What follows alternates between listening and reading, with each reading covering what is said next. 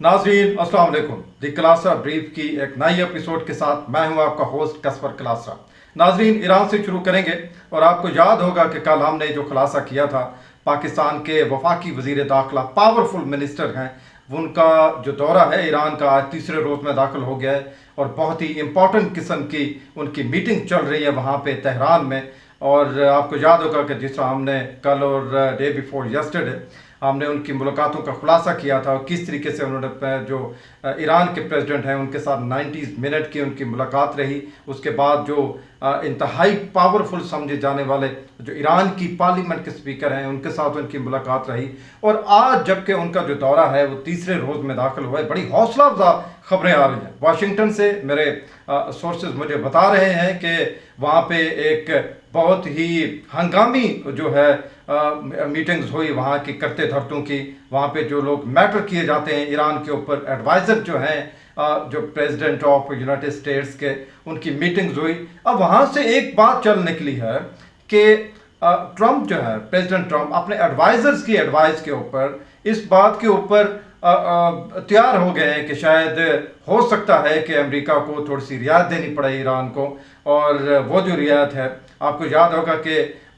जो तेल का सबसे बड़ा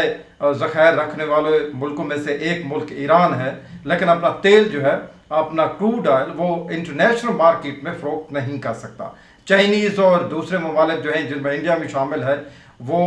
बरामद करते रहे हैं, लेकिन अमेरिका आज भी जब चाहता है इनके ऊपर सैंक्शंस लगा देता है। तो लिहाजा इस वक्त बातचीत चल निकली है कि अगर ईरान वाकई संजीदा है अमेरिका के साथ मुलाकात करने में, अमेरिका के साथ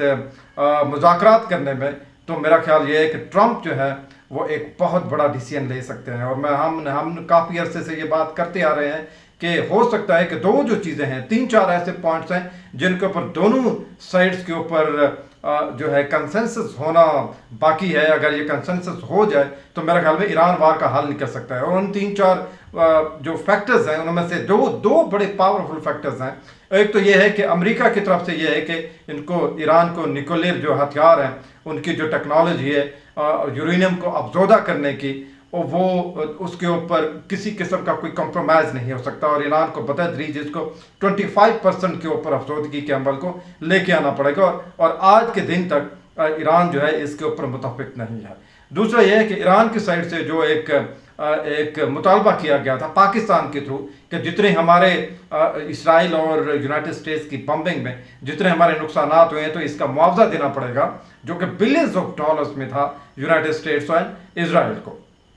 तो जनाब ये दो तीन चीज़ें ऐसी हैं जिनके ऊपर कंसेंसस नहीं हो रहा था। पाकिस्तान की बड़ी कोशिश रही है, जिस तरह हम अक्सर मैं आपको बताता रहता हूँ कि पाकिस्तान ने इंतहाई सिंसियरिटी के साथ इन दोनों ममालिक के दरमियान जो है मुज़ाकरात के अमल को संजीदा लिया और इनकी बड़ी कोशिश रही है। और शायद यही वजह है कि आज तीसरा दिन हो गया है पाकिस्तान के जो वज़ीर दाखिला हैं मोहसिन नकवी साहब को इस वक्त तेहरान में मौजूद है, कोशिश जारी है। और लगता यही है कि बड़ी हौसला अफजा खबरें आ रही हैं वहाँ से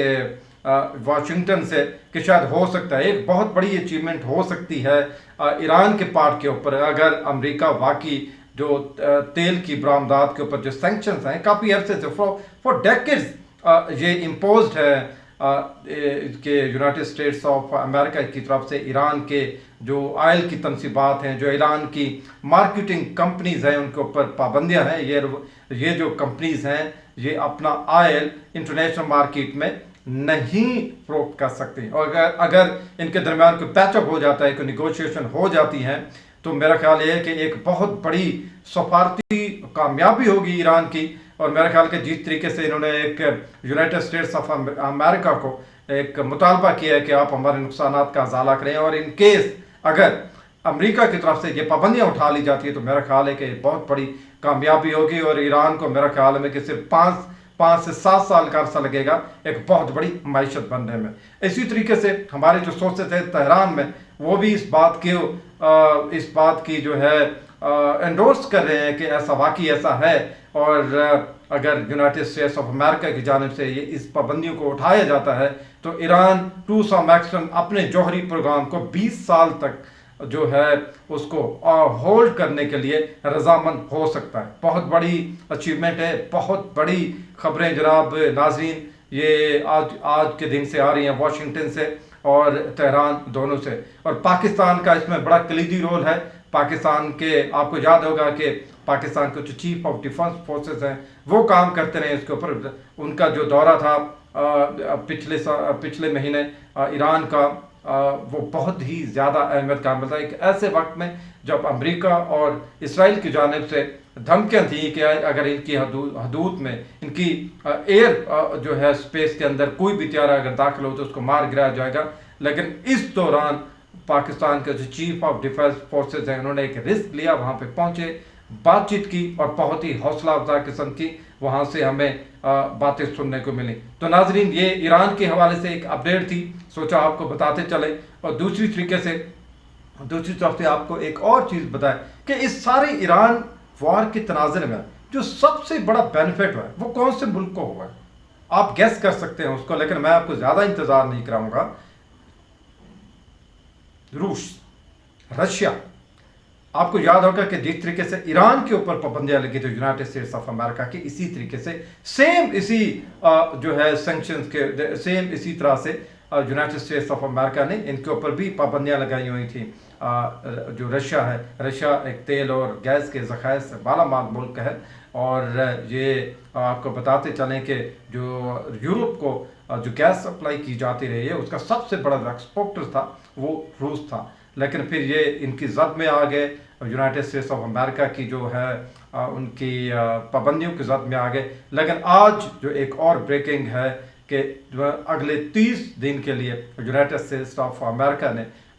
جو ہے ریلیکس کر دی ہے ان کے اوپر پابندیاں. اور آپ کو یاد ہوگا کہ جب سے اسٹیٹ آف ہارمز ایران نے بند کی, اور اس میں کچھ عمل دخل بلکہ ڈھیر سارا عمل دخل اس کا یونائٹڈ اسٹیٹس کا بھی ہے, اور جب سے اسٹیٹس آف ہارمز بند ہے وہاں کے تیل کی جو آمد و رفت ہے 20% آف دا آئل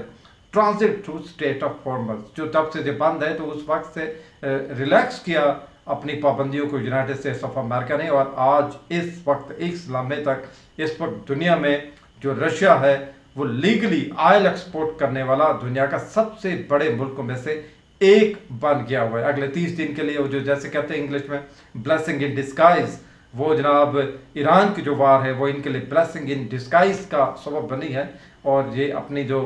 دھڑ اپنی انٹرنیشنل مارکیٹ میں اپنے تیل کے جو پروڈکٹس ہیں, کروڈ آئل ہے, وہ فروخت کر رہے ہیں اور اس سے بہت زیادہ زر مبادلہ کما رہے ہیں. بلکہ یہاں تک بھی آپ کو بتاتے چلیں کہ اس وقت جو یورپین کنٹریز جو یورپین الائز ہے اس کے امریکہ کے, جس میں فرانس شامل ہے, جرمنی شامل ہے, پولینڈ ہے, ہالینڈ ہے, اور ڈھیر سارے ممالک اس کے اندر شامل ہیں, تو وہ اس وقت شدید ناراض ہیں اس سے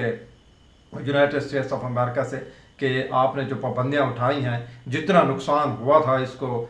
روس کو یوکرین کے ساتھ وار میں, اور وہ سارے کا سارا کور ہو گیا ہے جب سے یونائٹڈ اسٹیٹس آف امریکہ نے تیل کی پابندیاں اٹھائیں, تیل ایکسپورٹ کرنے کی پابندیاں اٹھائیں رشیا کے اوپر. یہ ایک بہت بڑی یہ جو ایران وار ہے بہت بڑا نیک شگون لے کے آئی اس کے لیے روس کے لیے, اور ان کا جو آئل ہے وہ اس وقت مارکیٹ میں دھڑا دھڑ بک رہا ہے. اور ناظرین اس کے علاوہ آج آپ کو ایک اور بھی خبر سناتے رہے, جس طرح ہم پنکی کا آج کل بڑا ہاٹ ایشو ہے, تو آج بھی جب پنکی کو عدالت میں پیش کیا گیا تو پنکی کی وہی پرانی سٹیٹمنٹ کے جناب میرے اوپر پریشر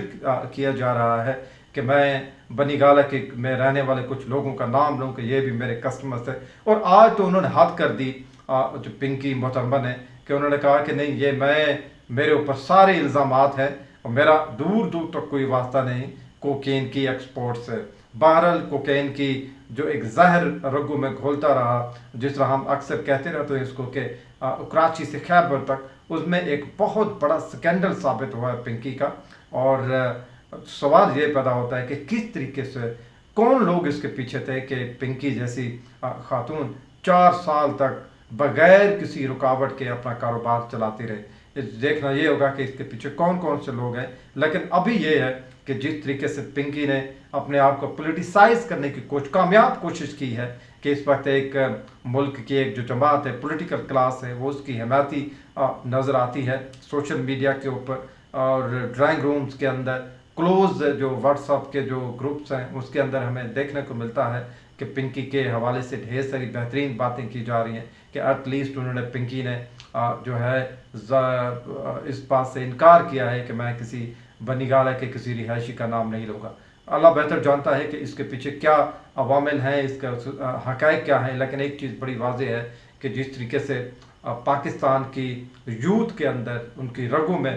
زہر گھولا گیا تو پنکی جیسے بدبودار کردار اس میں ملوث رہے ہیں, اور یہ ایک بہت بڑا ٹیسٹ کیس ہے بلاول بھٹو کی گورنمنٹ کے لیے, کیونکہ اس سارے کا سارے کھیل کا جو ایک مرکزی کردار ہے وہاں پہ اریسٹ ہوا کراچی میں, اور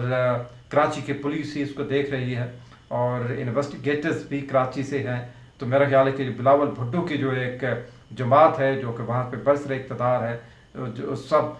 جو انویسٹیگیٹرز ہیں they fall under the jurisdiction of Bilawal Bhutto provincial government, People's Party's provincial government. So it's the test case for them. میرا خیال ہے کہ بلاول بھٹو بھی اس چیز کو سمجھتے ہیں, اس کے جو پاورفل منسٹرز ہیں وہاں پہ پروونشل لیول کے اوپر وہ بھی اس چیز کو سمجھتے ہیں. تو دیکھنا یہ ہوگا کہ جو ہے پنکی کا جو کیس ہے وہ کس طریقے سے سالو کرتی ہے بلاول بھٹو کی گورنمنٹ. اور تب تک کے لیے کسبر کلاسرا کو اجازت دیجیے. والسلام.